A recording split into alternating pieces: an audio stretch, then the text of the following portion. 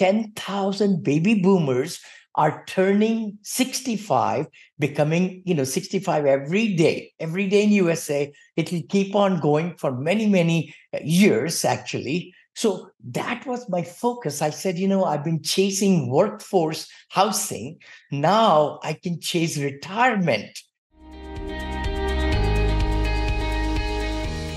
This is your daily real estate syndication show. I'm your host, Vinney Chopra. Well, I'm proud to have back a guest that's been on the show numerous times. It's been a couple years now, but you'll hear us talk about that. But Vinney Chopra, I know you've probably heard of him, but I loved getting this update over a couple segments here and really exposing you and myself more to an asset class that I believe is growing, definitely growing in attention. I think it's also actually growing and is going to grow without a doubt, or by force, and you'll understand why as we get into it. But Vinny's obviously an active investor. He started investing in real estate over 40 years ago. He started with single family homes, but learned 15 years back that multifamily investing made more sense to obviously the economies of scale, tax advantages, and the monthly positive cash flow, which you can go back and look at and listen to Vinny on this show. Let's talk about multifamily and many aspects of multifamily. Over the past 15 years, he's done 40 plus syndications.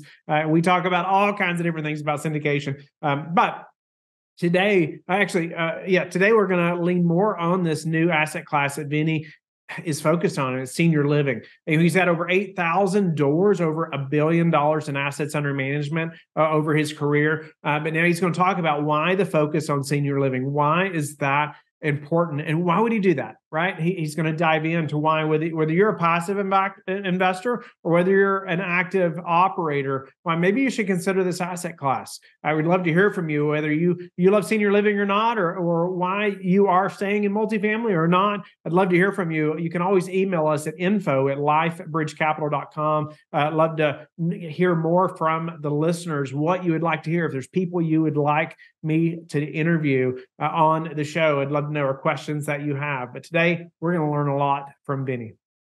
Vinny, welcome back to the show. Honored to have you on again. It's been 2 years since your last appearance on the show. So looking forward to catching up with you. Oh, thank you. Thank you, Whitney. It's such a pleasure. And congratulations on the successes you've had since you and I have known each other. And I'm so tickled to be back to add value to your audiences. Well, I can't thank you enough. And Vinny, I want to tell the listeners a little story about you. And I would say, when I first was trying to get into the real estate industry, commercial real estate industry, I should say, I started doing research, started listening to podcasts and reading some books, all these things. And I heard this guy named Vinny being interviewed. And I thought, well, he sounds like a nice guy. It sounds like he knows what he's doing. And what I found out at the end of that podcast, this is probably at least 6 years ago, if not almost 7 now. But at the end of that podcast, this guy named Vinney Chopra, he put his number out in his email at the end of this podcast. And I thought, well, what's the worst thing that can happen if I reach out to this guy? He can just say no, right? But I just say this for a listener, or a lesson for the listeners as well, is that guess what? Vinny didn't say no. And he actually reached back out to me, and I'll never forget this. I was at a real estate meetup here in my town locally. I was just trying to learn. I hadn't bought any kind of commercial real estate yet. It was so new to me. And he calls me, and I run outside to try to get out where I can hear him. And I'm trying to soak up every word that Vinny is saying. I'm thinking, this guy is so successful, right? And he's calling me back. I couldn't believe that he would be that generous with his time. But Vinny did just that. And then we stayed in communication. And then Vinny was actually, and I was trying to look back, but he was probably like one of the first 3 guests on the show. And now we've done a number of episodes together over the years. 1,800 or so, brother. Yeah, I know. It's been a while. Congratulations. Thank you. So, Vinny, I just want to personally thank you. Just how you have been so generous, I know, with me, but with so many others, I'm sure, that have got started in this industry. And you've helped in so many ways. So thank you, Vinny, for that. Thank you. Vinny, let's jump in. I know that you've accomplished a lot, right? In many years of real estate, and you've grown a large business and just respect in this industry. But I want to catch up with what's happened with your business over the last 2 years. And let's dive in. I know the listeners are going to learn a lot from you today. Sure, sure. Actually, Whitney, if I may say, I started with the duplex. Everybody listening to me today, we still own the duplex, my wife and I, in Odessa, Texas, and we bought 14 units for $180,000. Of course, we sold it later on, 4 years later, for 380. I hear that same property, 14 unit, is about 1.3 million. Wow. It's mind-boggling. But the power of syndication, helping to raise money with friends and family and things, which a lot of people do now, that has been the real ticket for me as growing my portfolio from that small duplex all the way to $1 billion, more than $1 billion in AUM, buying $180,000 property to $53 million, $63 million deals, which I've done in the last 3-4 years. In last 3-4 years, I've not bought much, by the way. I've been selling. I've done about 40 syndications, approximately. That means 40 transactions, smaller to much, much larger in my career. And then I've sold them also quite a lot. I have maybe close to 400 million in my portfolio left now, but they are really good B class, B plus in nice areas.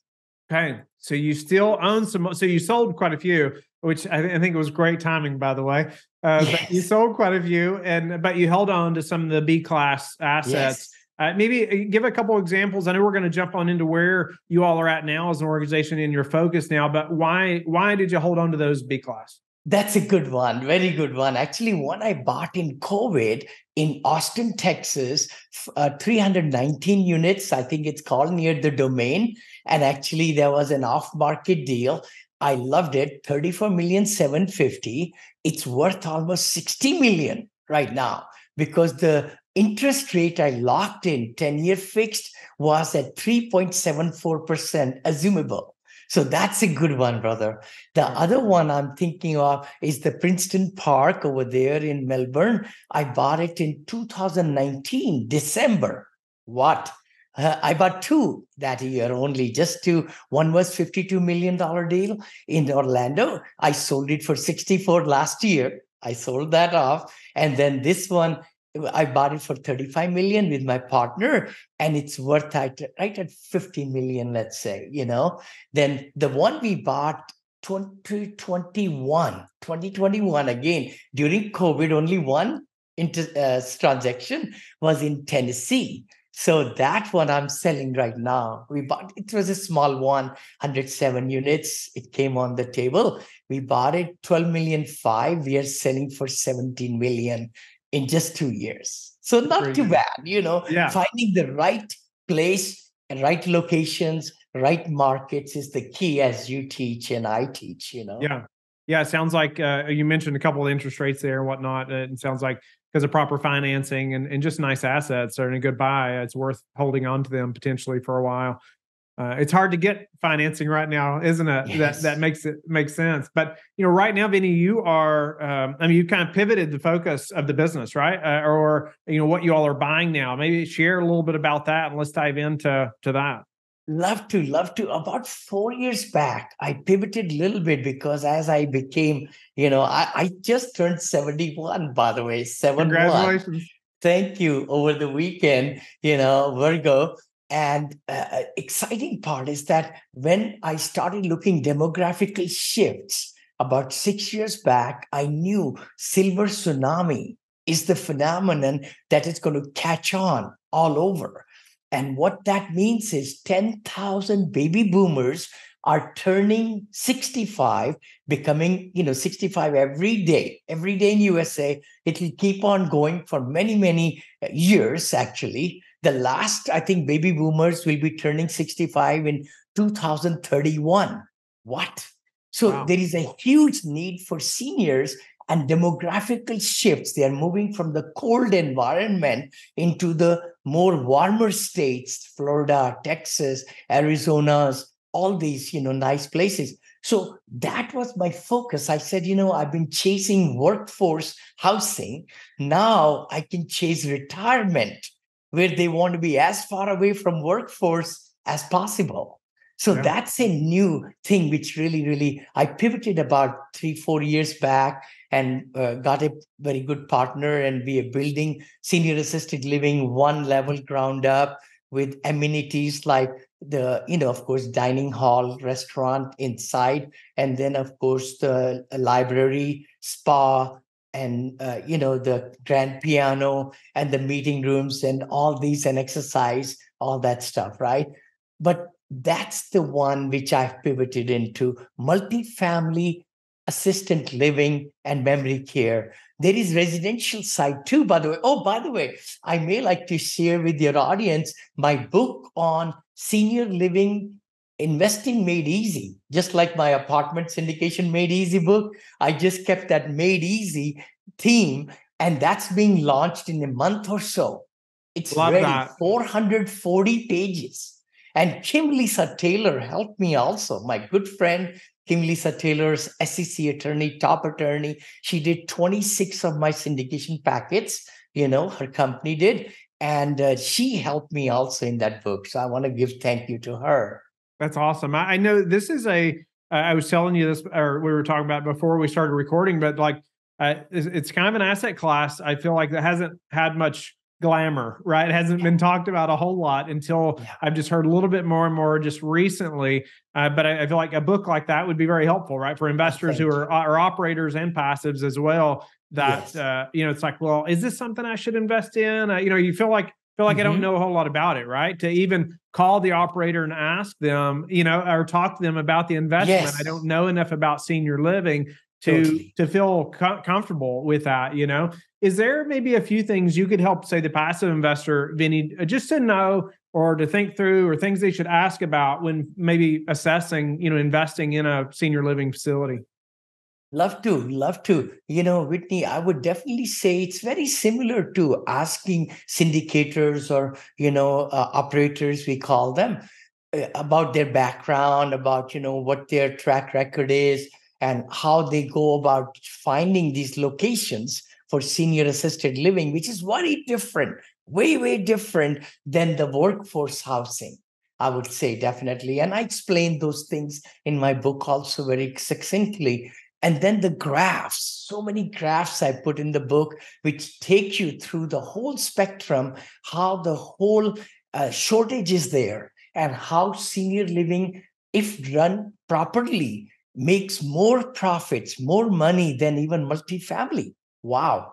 Because the same unit, which we can rent it for like $1,300 a month, you can, the senior living assistance and caring and everything and having a nurse there, it goes for $5,000. So per month. So that's like 3 times the rent coming in. Of course, there are more expenses too, which I explain in the book also. We have the 3 meals a day, snacks, we got the chef, we got executive director, we got business director, then we have caregivers, 24-hour operation. So it's a real estate. You could own the real estate or lease it, and it's a business also. And there are really fine companies out there, third party, by the way, who do these kind of things also. Like in my case, we've been doing, my daughter and I and our partner have been managing them.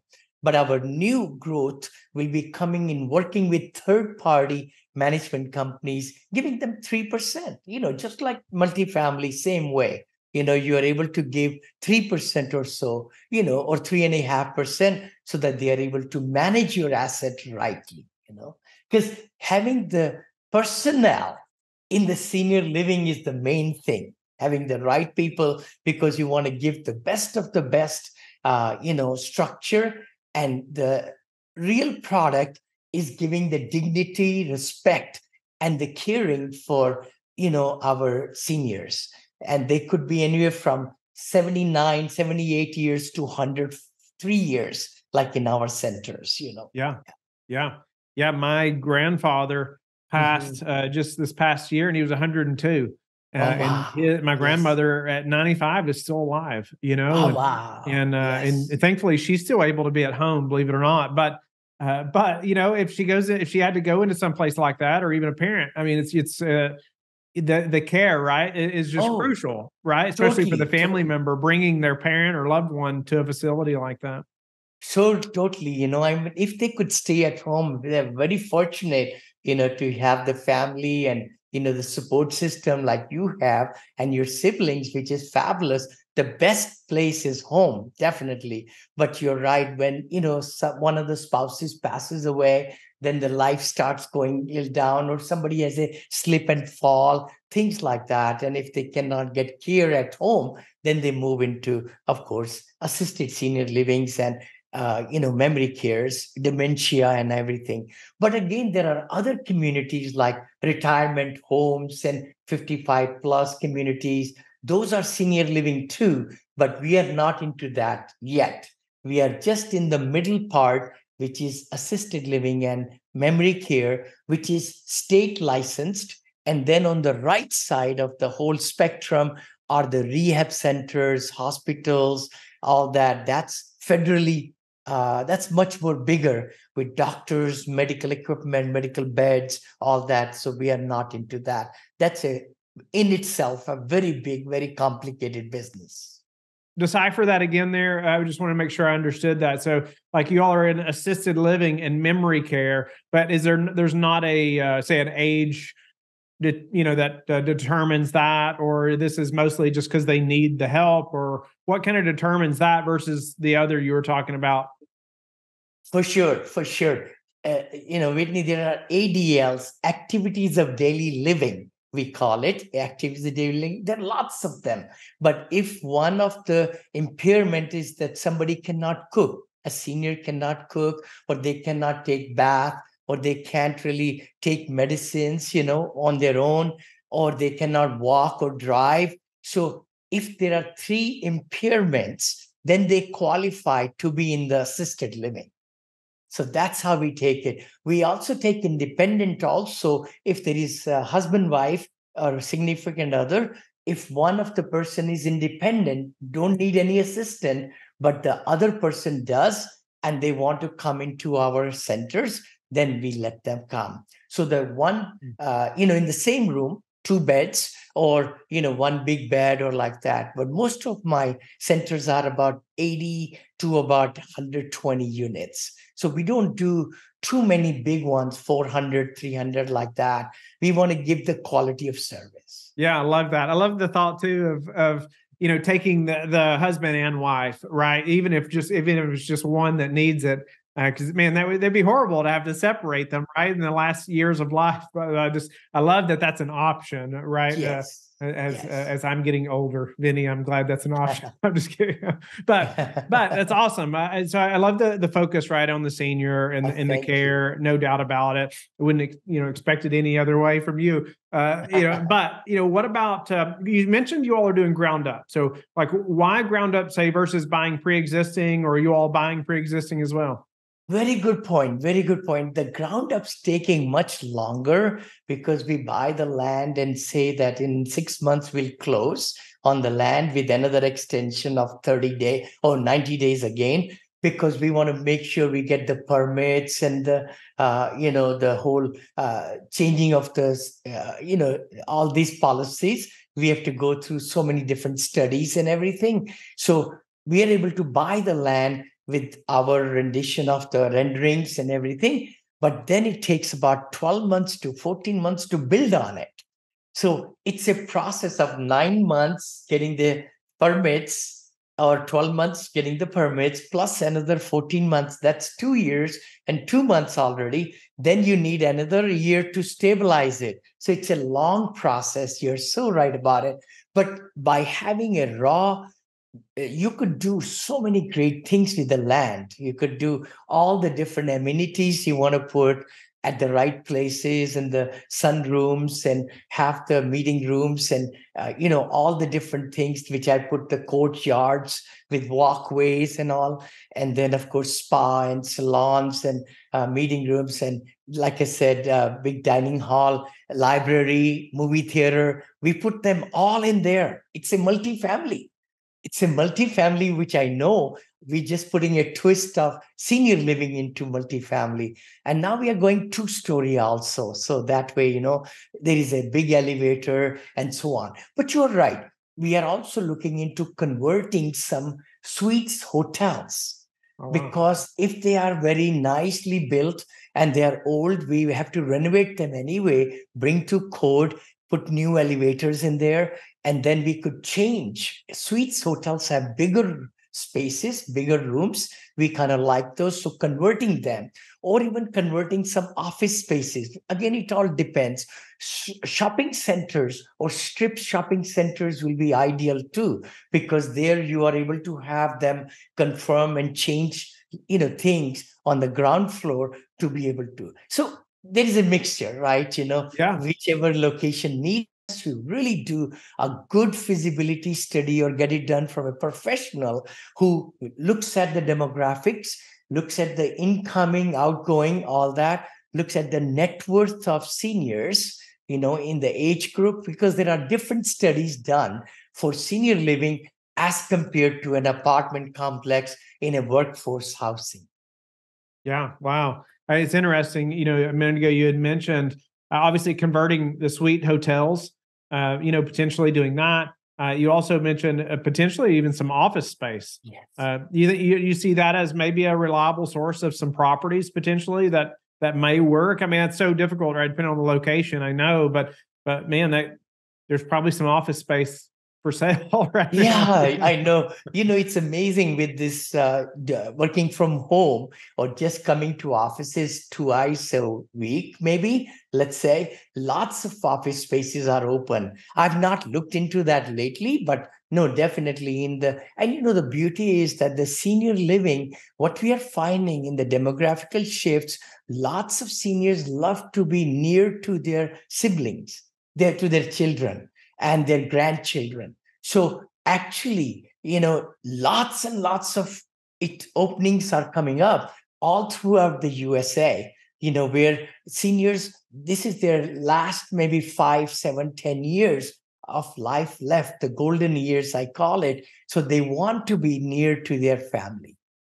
Awesome. Vinny, we're gonna end this segment here. Yes. I want the listeners to know we're gonna do another segment with Vinny. We're gonna have him for another day, and we're gonna dive in a little further into senior living and some other things that I'm looking forward to chatting with Vinny about. Vinny, where can the listeners find you? Where should they look you up, and where can they find your book? Oh, sure. I'm on Amazon, Vinney Chopra, Vinney Chopra, Chopra. My team also has a good my team managers and all over there on the YouTube, LinkedIn, Instagram, Twitter, TikTok, Facebook. I'm all over. I'm trying to give as much knowledge back to the world, paying forward, we call it, so that, a lot of people can be more successful than me. Thank you for being with us again today. I hope that you have learned a lot from the show. Don't forget to like and subscribe. I hope you're telling your friends about the Real Estate Syndication Show and how they can also build wealth in real estate. You can also go to lifebridgecapital.com and start investing today.